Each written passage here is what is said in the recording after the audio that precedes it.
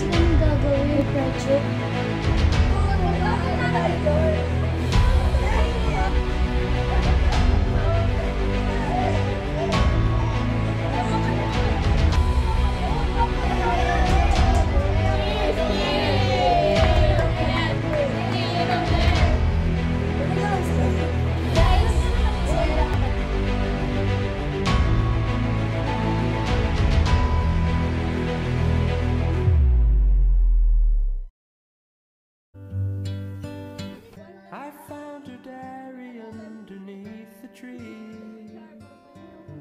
And started reading about me.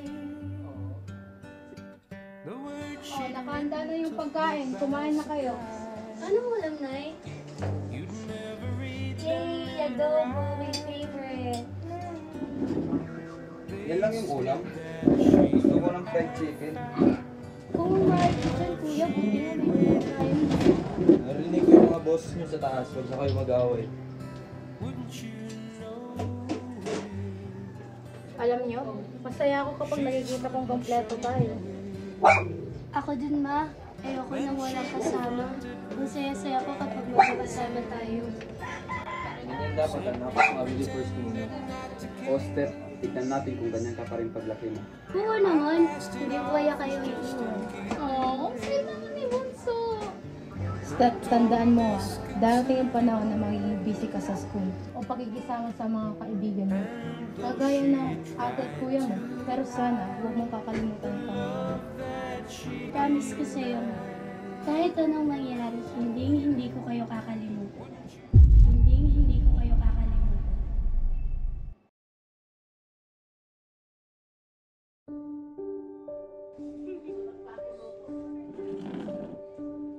O anak, tikman mo itong niluto kong adobo. Opo, Ma. Mamaya po.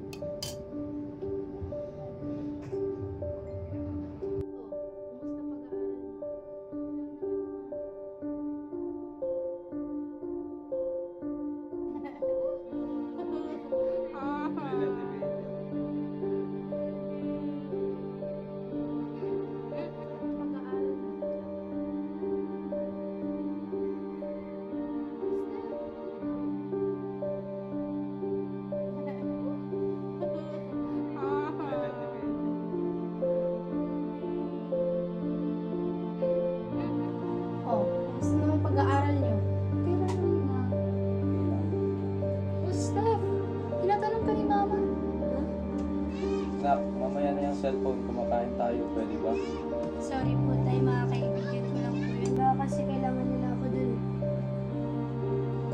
Anak, masaya kami may mga kaibigan ka. Pero huwag mong kakalimutan na mas importante yung pamilya. Kagaya nito, sabay-sabay tayo. Opo, Ma. Alam ko naman po yun eh. Unti-unting nalalayo ang loob ni Steph sa kanyang pamilya habang siya'y tumatanda. Nagsimula siyang magkaroon ng mga barkadang nagtutulak sa kanya na gumawa ng mga bagay na hindi niya dati ginagawa. Mas naging interesado siya sa kanila, mas pinipili ang kanilang samahan kaysa sa oras na dapat ay para sa kanyang pamilya.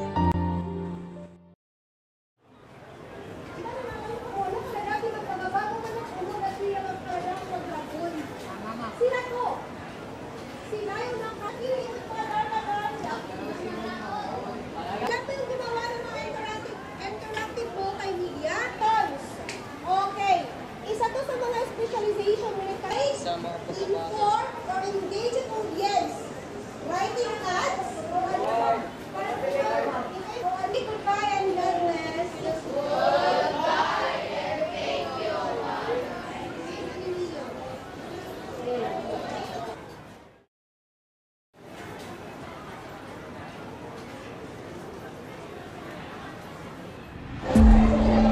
Tara, makainom tayo. Baka di ako payagan ni Mama eh. Di ka talaga papayagan kung magpapaalam ka. Kaya huwag ka na magpaalam, boy. Inom na, boy. Masaya doon. Sige, pag-isipan ko. Sure ka, Sai? Oo, si Mama nga, huwag mong makinig sa kanya kasi maganda doon.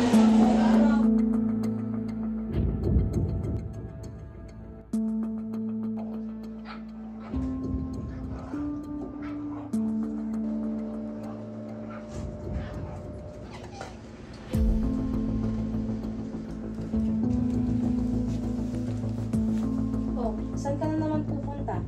Wala ma, may lakad lang kami ng barkada sa park. Di ba family day ngayon? Hindi ka ba sasama? Eh mama, importante kasi kami nga asikasuhin eh. Yung project namin. Ayaw mo ba kaming makasama? Mas pipiliin mo pa yung barkada mo kaysa sa amin? Eh ma, hindi naman kasi kami magtatagal dun eh.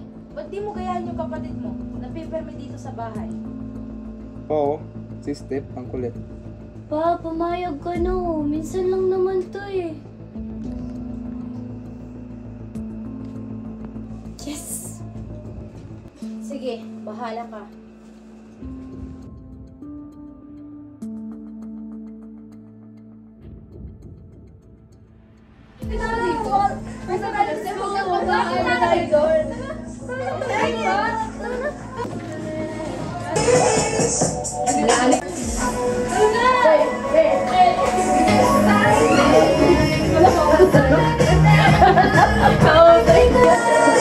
Nagaw sa nakita niya na Kupad ko ko, Bart. Okay. Balik ka sila. Ano mo sa magkakita, Bart? Stop! Tara na, magkang-killjoy!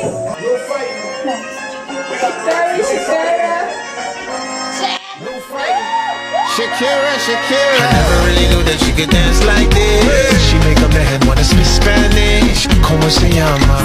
Bonita, Picasa. Shakira. Oh baby, when you talk like that, you make a woman go mad. So be wise and keep on reading the signs of my body. I'm on tonight, you know my hips don't lie, and I'm starting to feel it's right.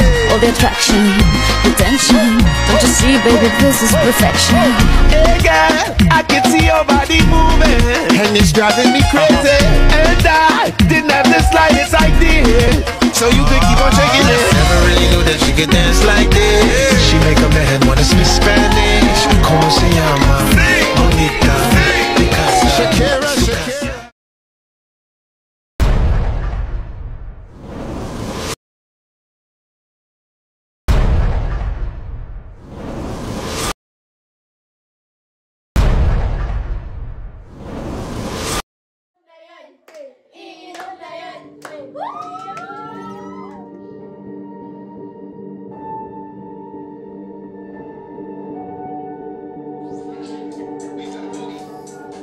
Lisa, okay ka lang?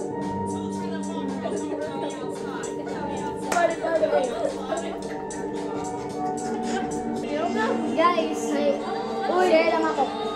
Sige. Uy, kaya mo ba? Sige. Oo, kaya ko.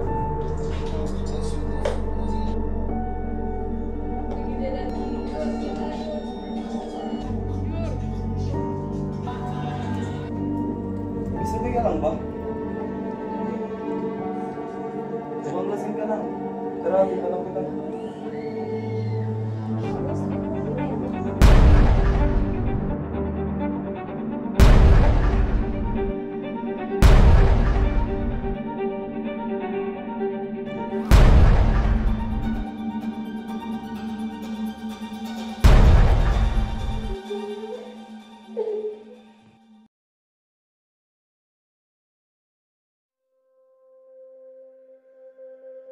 May bibilhin lang ako sa palengke dito muna kayo.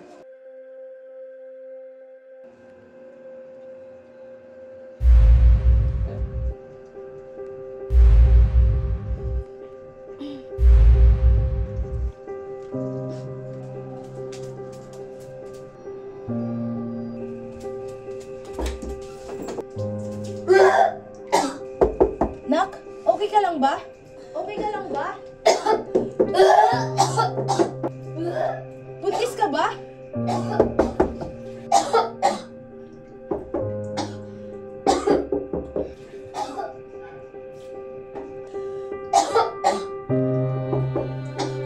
Nak, okay ka lang ba?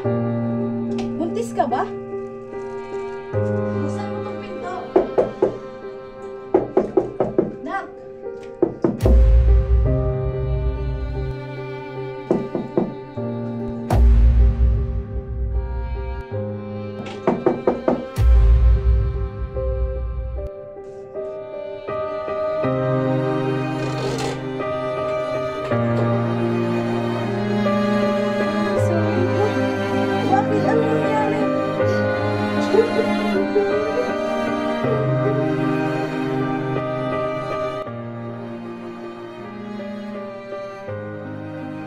Nagpasya si Steph na ipagtapat sa kanyang mga magulang ang lahat ng nangyari noong gabing iyon. Sa kanilang pag-uusap, buong tapang niyang inamin na siya ay nagdadalang tao.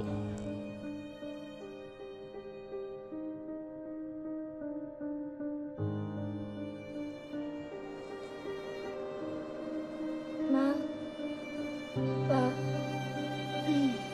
pagpapatuloy ko itong pagbubuntis ko. Tama yan, ma.